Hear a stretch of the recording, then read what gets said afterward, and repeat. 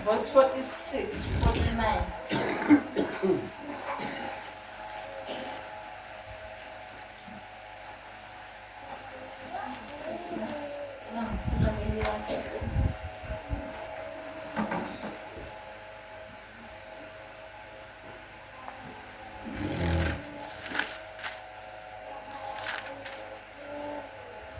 Hallelujah. La kufundeka khona kanje. Ngicela ukuthi mawukhona ophethe lesingisi angibonise. Ngizofunda ngesiZulu. Amen. U46 ufundeka kanje. Uthi ningibizelane ngokuthi inkosi inkosi. Ningakwenzi engikushoyo na. Yilowo naloyo oza kimi ezwe amazwi ami awenze. Ngonikhombisa lowo ofana naye. Ufana nomuntu oyakha indlu wemba washonisa wabeka isisekelo edwaleni. Ekufikeni kwesikhukhula umfula washaya leyo ndlu kepha wawungenamandla okuyinyakazisa ngokuba yayakhiwe kahle. Kodwa ozwayo engezi unjengomuntu owakha indlu emhlabathini ongenasisekelo. Umfula wayishaya yawa masinyane. Kwaba kukhulu ukudilika kwayo indlu. Hallelujah. Amen. What does it do for you to say, I am your Lord or Master, if you don't put it into practice what I teach you? Let me describe the one who truly follows me and does what I say. He is like a man who chooses the right place to build a house and then lays a deep and secure foundation. When the storm and floods rage against that house, it continues to stand strong and unshaken through the tempest, for he built it wisely on the right foundation. But the one who has heard my teaching and does not obey it, it is like a man who builds a house without laying any foundation at all. When the storms and floods rage against that house, it will immediately collapse and become a total loss. Which of these two builders will you be? Amen. Hallelujah. Awethu asemazulwini isenzo seJesu Kristu siyakhumbula njengamanje kusisifunda kwezima. We pray right now moya wengcwele ukuthi uvule inhliziyo zethu ukuba izwi lakho liwa liwele emhlabathini ovundileyo egameni lakho linamandla. We thank you, Father, in Jesus' name. Amen. Hallelujah. Hallelujah. Amen. Namhlanje bazalwane bengicela nje ke sibheke ukuthi masibheke emuva ke sibheke ukubaluleka kokulalela izwi laNkulunkulu lokugcina imiyalo yakhe lokuqaphela. Amen. Ngoba izinto zaNkulunkulu zinkulu. Ukulalela ke bazalwane ukulalela akuqali ngokulalela izinto zaNkulunkulu. Ukulalela uqala usemncane ufundiswe ekhaya ulalela, kodwa futhi uma ngabe ungazange uzulalele angeke ukwazi ukuthi ke ukwazi ukubamba izinto ezinkulu. Amen. Angeke ulizwe izwi laNkulunkulu ngoba uNkulunkulu akambi kanjengami akhulume nawe, ukhuluma ngaphakathi kuwe. Amen. So uma ungazange ukwazi ukulalela usakhula noma ukulalela umuntu obhekane naye nje physical, so izinto zikaNkulunkulu zinkulu kakhulu. Amen. Kuyenzeka ke bazalwane ukuthi singaba khona ngaphakathi njengoba sikhona uthola ukuthi liyafundiswa izwi kodwa awumuzwa. So kodwa wena uzohamba uthi uzwile noma ungezwanga kodwa uzojobelelo kwakho bese kuba ke manje ayisahlangana. uthi ke usuthi uNkulunkulu uthe engasho ngoba yina uzwanga. Bazalwane, ukulalela izwi kaNkulunkulu kubalulekile. Ukulalela izwi kaNkulunkulu, naye uNkulunkulu uqobo lwakhe wasebenzisa izwi lakhe ukuthi kuvele izinto emhlabeni ezikhona. Amen. Siyakhumbula kuGenesis kuthiwa kwakumnyama phezu kodwa wakhuluma izwi kwavela ukukhanya. Amen. Kanjalo ke kusho ukuthi nathi sifanele ukulalela izwi lihlale kithi ngaphakathi kithi. Amen. Ngoba bazalwane, bakhona okhiya, bakhona ukuthemba, ukukholwa, uthando, ukulalela. Angeke kukholwe noma uthembe ungazange uzulalela. Uthemba ini ungalalelanga? Amen. Uthemba ini izwi lingekho kuwe? Amen. Ngoba phela konke sikhuluma izwi phezu kwezimo. Amen. Uma ngabe lingekho izwi kimi, anginayo inkemba. Lethi liyisandla, kuthiwa izwi kaNkulunkulu liphilile, linamandla. Izwi kaNkulunkulu liyinkemba. Wenze njani wena uma uhlangana nezimo unganayo inkemba? Izwi kaNkulunkulu. Amen. Angithi singamakholwa bazalwane, asilweli thina ngezandla zethu, kodwa sithatha izikhali zethu zikamoya. Amen. Kubalulekile ukuthi ingakho lapha kuJoshua asho ukuthi le ncwadi yomthetho mayingasuki emlonyeni wakho, ubozindla ngayo imini nobusuku. Ngoba yini? Uphinda azasho athi uma amazwi ami ehlala kuwo, nami ngizohlala kuwo. Amen. Uhlala ngoba yini? Ufunda izwi, uyizwi lihlala kuwe ngaphakathi. Uthi mangabe uxakekile, ukhuluma nezwi, ukhuluma izwi phezu kwesimo. Amen. Masiya lapha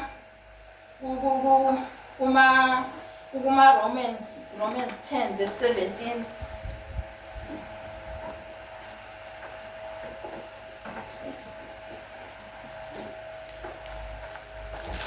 La angidela sekune damage. Romans 10 verse 17. Ngalokho-ke ukukholwa kuvela ngokuzwa, ukuzwa kuvela ngezwi likaKristu. Amen. Ukukholwa kuvela ngani? Ngezwi. Bazalwane, izwi liyikho konke. Amen. Izwi likaNkulunkulu yilona okufanele sibe nalo. Yilona elumhlahlandlela la kumele siye khona. Amen. NjengamaKristu angeke uthi uzofezakalisa icebo likaNkulunkulu unganalo izwi bazalwane, ngoba awungishuthi awunayo i-direction, awazi ukuthi uyaphi. Yingakho ke uthola ukuthi lesikhathi samanje kukhona abantu bethi banamabandla, kodwa banamabandla for bona bakhuphula wabo amagama. Amen. Ngoba akaze abe nayo i-direction yokuthi kahle kahle njengoba ethu yena uyisizwe noma uwuhlanga okhethiweyo kaNkulunkulu, kufanele ahambe kanjani. Amen. Yini elindelekile kuye. Amen. So kubalulekile ke bazalwane ukuthi sigcine yonke imiyalo kaNkulunkulu, futhi masikwenza sikwenza ngokuqaphela. Asenzi noma kanjani, asenzi ngokujwayela, ngoba hayi mina hayi izwe hayi noma ngithe nje kwaqa amabili amathathu, asenzi ngokujwayela, siyaqaphela. Mkhulu phela lo ngakithi, mkhulu lo phezulu kwethu. Amen. Kufanele izinto zakhe sizenze ngokuhlonipha. Amen. So ngoba bengisashilo kubazalwane ukuthi izwi kaNkulunkulu liwumhlahlandlela elizosikhombisa indlela, kusho ukuthi liwukukhanya. Sizohamba ekukhanyeni ngezwi kaNkulunkulu. Amen. Liwukukhanya phezu kwethu. Amen. Laphana la bazalwane, ngoba belisafanisa ukuthi umuntu olalela ilizwi kaNkulunkulu ebese yalenza ufana nendoda. Nendoda ihlakaniphile. Ihlakaniphiswe yini bazalwane? Yizwi. yese igubha ayangajaha ukuthi yakhe yephezulu yaguba yashona phansi yafuna idwala elinguKristu ukuthi mayehleli anganyakaziseki noma izimo zifika yabona nje zithi hayi uyawa kanti uhleli phekwedwala. Amen. Idwala elinguKristu. So ayifunakali-ke into njengoba ikhona lenye indoda eyayijaha ukuthi indlu ephezulu yakhohlwa into ebalulekile. Amen. Nathi-ke iy'mpilo zethu kufanele sizakhe kanjalo phezu kwedwala ngoba sithi sisahamba endleleni zifika izimo. Amen. Mazikufica ungaqinanga ufana nendlu yale ndoda ingazange ishone phansi eyakha nje phezu komhlabathi yayithandela nje isihlabathi kathi mangihlalile nje la anginankinga mangeke ngilethe engazi ukuthi izimo ziyeza and zizomkhukhula. Amen. So kufanele-ke masingamakholwa sihlakaniphe bazalwane, sihlakaniphe sibize uJesu sakhele uyidwala nenqaba yethu yokuqasha ngosuku lwenhlupheko uyalondeka. Amen. Hallelujah. Hallelujah. Siye laphayana bazalwane kuJeremiah 17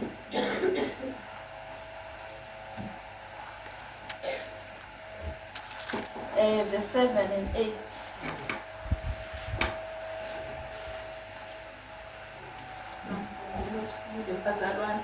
Ubusisiwe umuntu othemba kuJehova nothemba lakhe linguJehova, ngokuba uyakuba njengomuthi otshalwe ngasemanzini, ozenabisa izimpande zawo ngasemfuleni, ongesabi lapho kufika ukushisa, amaqabunga awo abe luhlaza, angabi naluvalo ngomnyaka wesigagadu, anganqamuki ukuthela izithelo.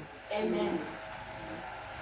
Kuba njalo umuntu bazalwane ohlala ezweni uba kanjalo akaphelelwa kuthi makufika ivunguvungu ebese yaphelelwa bese suka enkosini. Amen.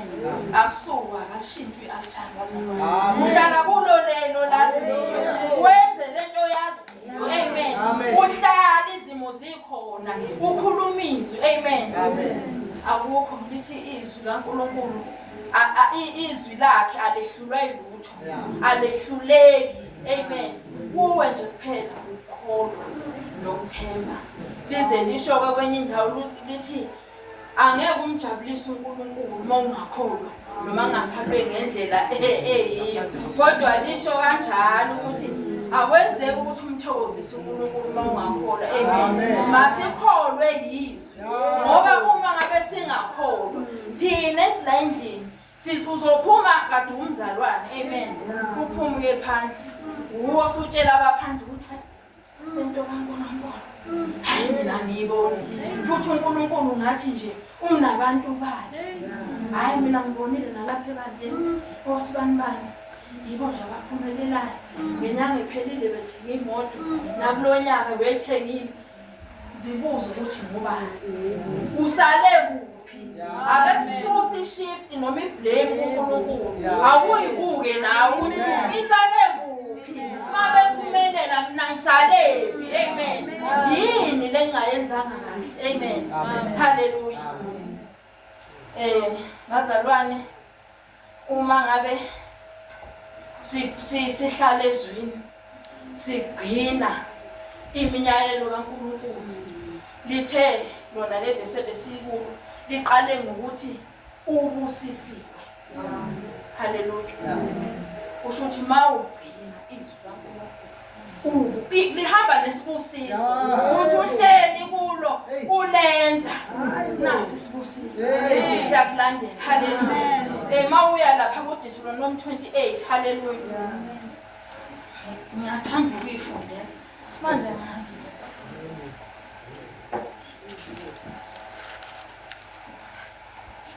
efoni yakho sima liyangiqala.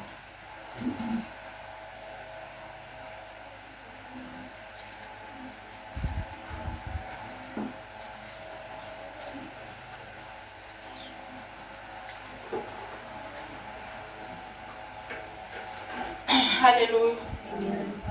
Lifundeka kanje. Uthi kuya kuthi uma ulilalela nokulilalela izwi likaJehova uNkulunkulu wakho, uqaphele ukuyenza yonke imiyalo yakhe engikuyala ngayo mihla namuhla, uJehova uNkulunkulu wakho akuphakamise phezu kwazo zonke izizwe zomhlaba. Haleluya. Amen. Uyakuphakamisa. Wena uyalalela, wenza intando yakhe, uqaphele, yena uyakuphakamisa. Amen. Haleluya. Amen. Bese siyahamba ke thina ke ngasenzi. Hayi. Angeke khona into esheshayo. Thatha lento uyaphila. Haleluya. Ushiye nje into elula. Fundizwe. Gcina imiyalo kaNkulunkulu. Yena akuphakamise. Haleluya. Haleluya. Lezo zinto lezo uyilanda zizoxabanisa ngona uNkulunkulu. Haleluya. Uyolanda enye uthe wena uNkulunkulu wala emhlabeni, umpriest wena la emhlabeni. Lezi zinto ezilandayo ikhothamela wena usuzenza vice versa, usukhothamayo. Haleluya. Awulindi uJehova ukuthi akwenzele. Haleluya.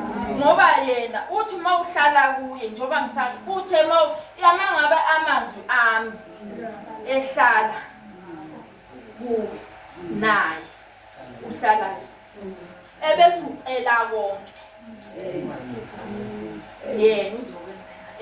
Amen. Yilokho nje okusihlulayo singabazalwane, size sihambe sixakeke siyokhipha imali ezishisiwe, ngazi igubha ngazi zenze njani, kodwa nje wena ugcina kodwa usukhothama lapho walila uNkulunkulu wathi ungabi nabanye oNkulunkulu, ungakhothami. Ukhohlwe bazalwane, ukhohlwe nalizwi. Ngoba isikhohliswa yini bazalwane?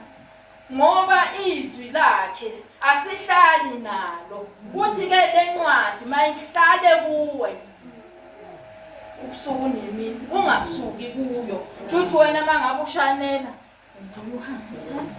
uvuke isambulo esithize uyobheka uphinde uhambe uzozindla ngayo ubusuku nemini, uyazindla ukuthi bombe la ngifunde khona. Akwenzeki ukuthi uke engasho lutho umoya oyingcwele. Yithi ke sivalayo bazalwane uthi hayi akubona lokho. Hayi kanti uyafunda izwi uthola ukuthi awul understand.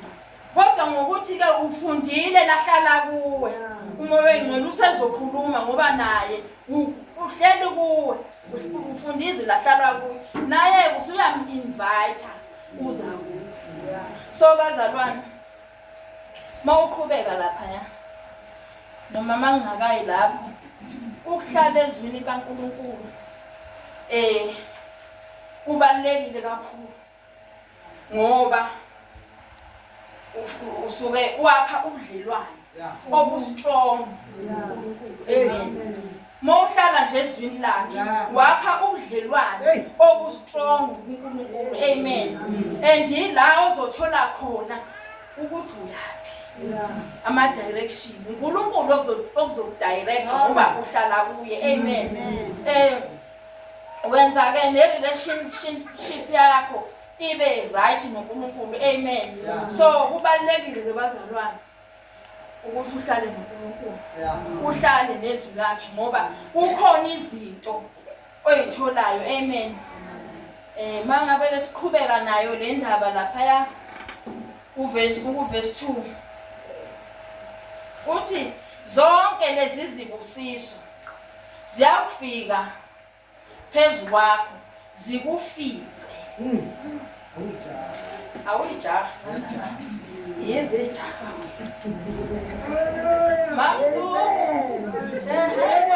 base kuba ngangabo kungilandelayo. Amen. Akusuku not other way around. Zijaha wena zifica wena. Usho kanjalo ke no thanda umama Amahubo 23. Amen. Mawuwafunda nje omunye uzothi hayi sikhule esikoleni ngithandaze wethu manje aseyaphi awasho futhi nje masinyane okungawasho masinyane wafunde nje slowly uthole umqondo womuntu owayebhala la ngithi uDavid siyamazi ukuthi ebeyiku siyamazi ukuthi ebehlabelela siyazi ukuthi ebeprofeta esacula amen haleluya so mawuthi uyawafunda amahubo 23 singawavula bazalwane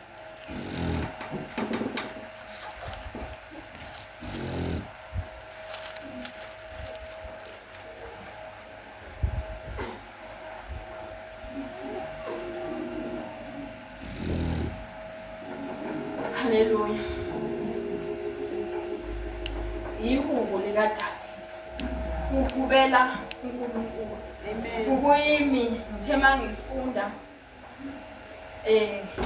ngaba naye le understanding uma ethi uJehova ungumalusi wami amen ngathola ukuthi akangabazi uyasho lento uJehova akayiyo kuye amen lento usiyazi ukuthi uDavid uthi ukhule ewumalusi naye ngoba naye ethi uJehova ungumalusi wakhe uya understand ukuthi yini ukwalusa ulindekeleni uma ngabe ungumelusi futhi yena ukhuluma ngento akayibonile amen haleluya amen uyibonile ngithi elusa izimvu zikababa uqhamuka amabhele awabamba kwaKaZulu amen wabona ukuthi hayi mayebhala lelizwi leli ubhala une-understanding unobudlelwano obuhle noNkulunkulu amen umbiza ngumelusi umelusi-ke uyaprotect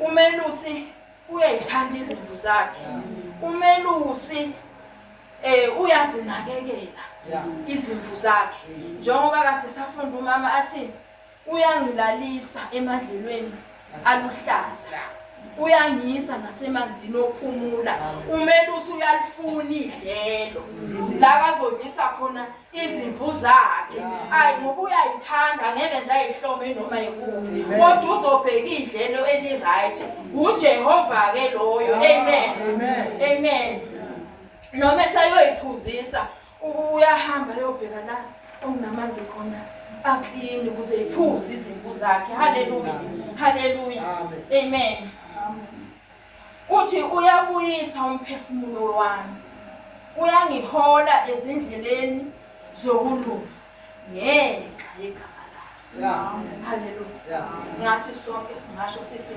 ngenxa yegama lakhe ngoba sikho ngawethu amagama bazalwane size ngegama elithi Jesu haleluya akungamagama ethu bazalwane kungegama kade nokwenzakalayo empilweni yakho okuhle noma kubi kodwa kulele kuwe bazalwane wazi ukuthi usikhalisa kanjani isimo masisi ngoba enkosi nomukeli kokuhle kodwa lokubi kuyafika kusebenzelane kube wokuhle haleluya haleluya athi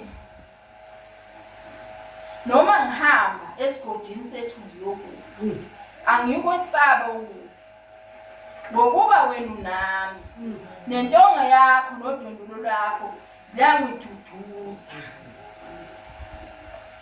mawunoJehova akwesaba ukube besafakazile umama mamzona ngezimo ezizamvelela mawuhamba noJehova noma kuthiwa la kudlulwa la udluli nje awudluli usala uphila amen kodwa ngoba lo hamba naye uyamthemba umthemba kangcono kunomuntu ohamba ngeenyawo unikela kuye konke ungasabi uhambe naye uJehova umvumele futhi aphole bazalwane enye into eyenza ukuthi uNkulunkulu aphinde akusale emuva asifuni ukukholwa asifuni ukuphathwa asifuni ukumnika sifuna ukuzenzela thina ngifuna ukuyobuza lapha kwamakhelwane into mayinjena yenzeka kanjani umakhelwane akutshele ngendlela akaze ngayo ekugcineni ungafezeki noma leso simo singalungiseki.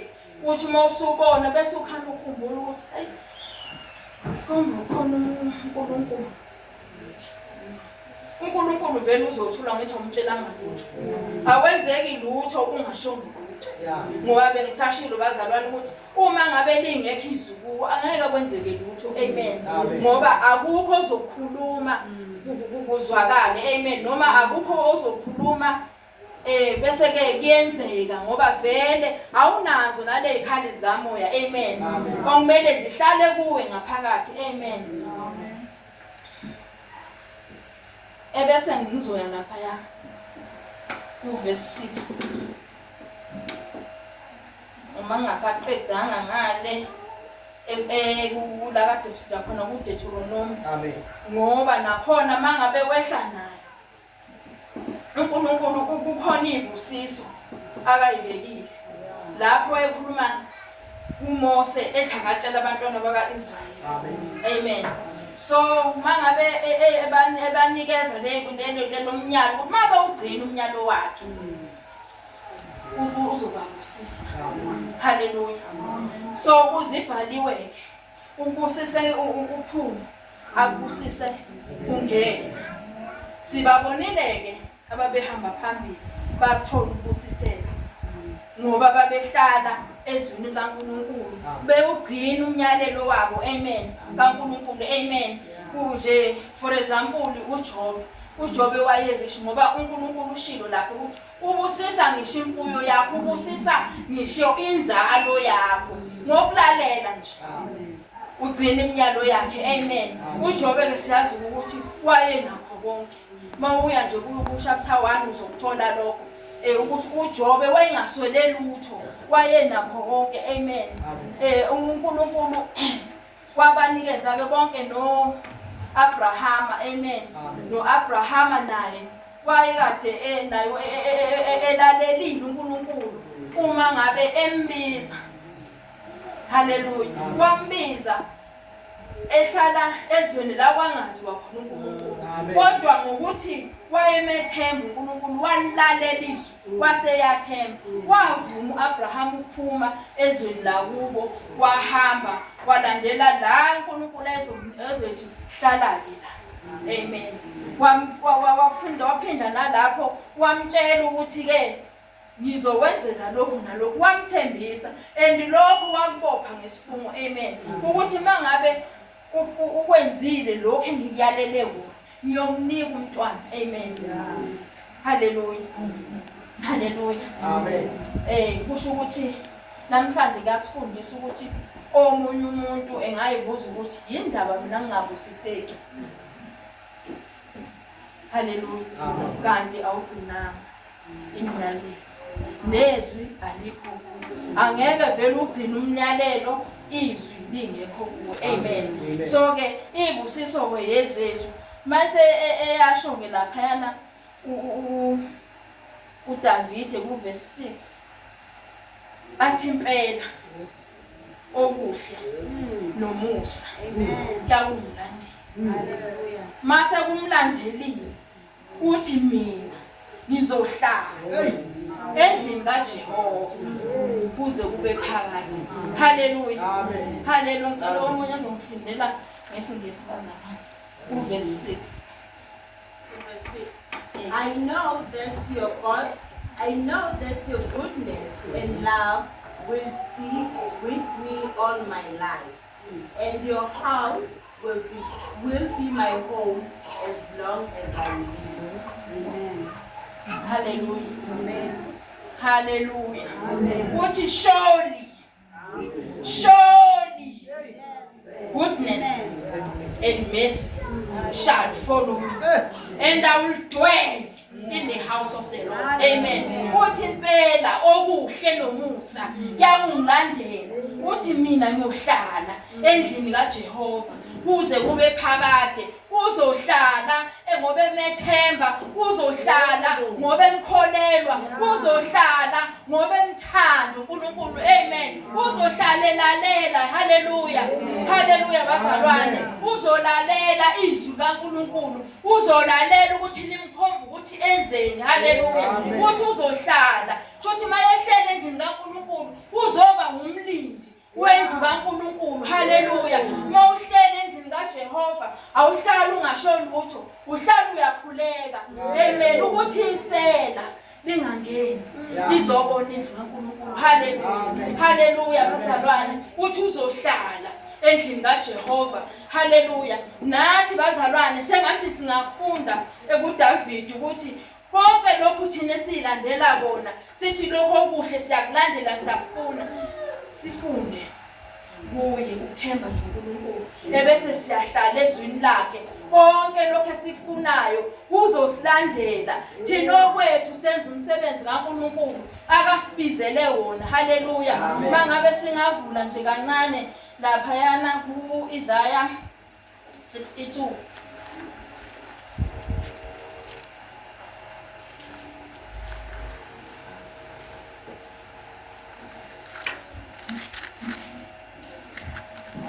Hallelujah.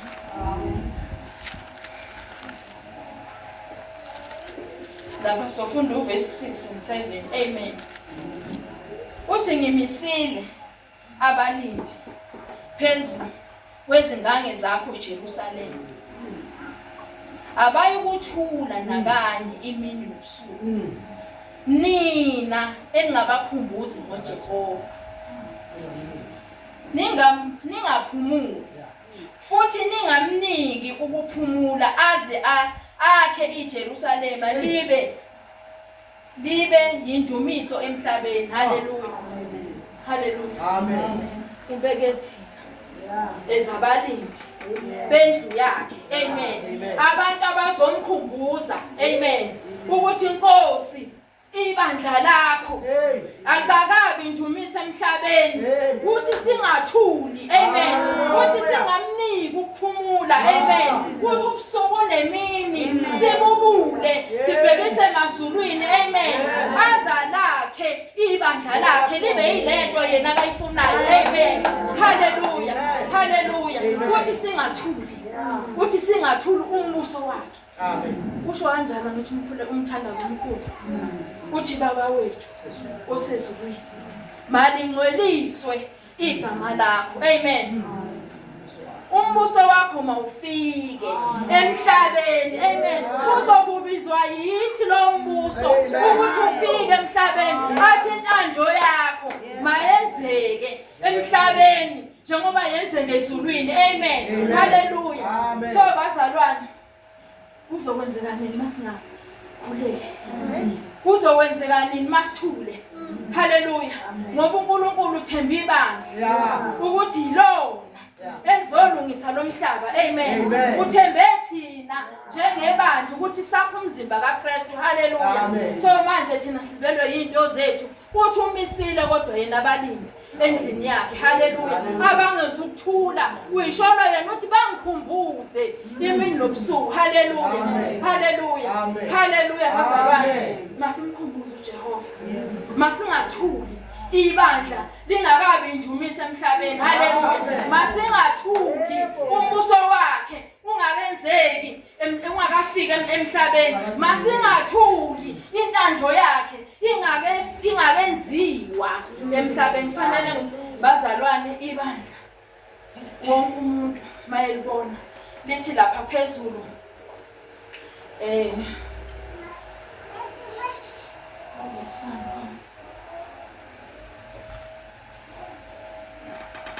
uthi angikuphumula ukulunga kwalo ungakaphumi njengokukhanya nokusindisa kwalo njengesibane esivuthayo. Haleluya. Kumele ibandla libonakale umuntu ezale ukuthi nansi leya ndawo ngifuna ukufika lapho kukhanya khona. Ngoba akekho umuntu othanda ukuhamba kumnyameni bazalwane, ngoba uyakhubeka uma uhamba kumnyameni. Haleluya. Ibandla likaNkulunkulu kufanele libe indawo esafe, libe nelight ukuthi umuntu mayeduka endleleni kodwa kubone ukukhanya esekude. Haleluya. Haleluya. Kuzoze kwenzeka ngokuthi thina bakhumbuze singathuki, kungabenzeki, lisho njalo singaphumuli. Singaphumuli. So ke akukho ukuthi ngikhulekile namhlanje sasa ngikhuleki, uthi ubusuku nemini. Haleluya. Uthi masimkhumbuze, masimkhumbuze sikhuleke kuze kwenzeke. Haleluya. Haleluya. Ukuthi bonke nabathunjiwe bakhululwe. Haleluya. Kusho kanjalo ezwini lakhe wathi abafundi bakhe wathi mabeze zonke izizwe abafundi bakhe, wonke abantu mabafinyelele ekulazini iqiniso. Haleluya. Ngoba iqiniso liyasikhulula bazalwane. Haleluya. Masifinyelele eqinisweni sifinyelele kukona. Amen. Sifinyelele kwazini kangcono uNkulunkulu. Mangabe sihambe eqinisweni kaNkulunkulu, sihambe ekukhanyeni. Amen. Angeke saduka, akekho longasidukisa. Amen. Ngoba akufanele ukuthi umzalwane uthole usuhamba nomunye kusisho ukuthi naba bedukisana manje lona. Ngoba yini? Kwenziwa ngoba akafinyelelanga eqinisweni. Haleluya. Masikuvumele bazalwane ukufundiswa. Amen. Emabandleni silazi kangcono izwi kaNkulunkulu. Amen. Ngoba cishe into ekakhulukazi ebamba abantu abaningi bayanqena ukufunda. Anqena ukuyifundela ekhaya, anqena ukufunda noma esefikile enkonzweni. Amen. Ngoba leli thuba liyadlula. Ngoba ngisho ukuthi kuyahanjwa, ubani ozobuyela emuva uthola ukuthi sekufundwa okukhulu phambili, awusakwazi ukubamba ngoba manje ifoundation feziwe niweqile. Haleluya. Haleluya. Haleluya bazalwane. Haleluya. Hallelujah.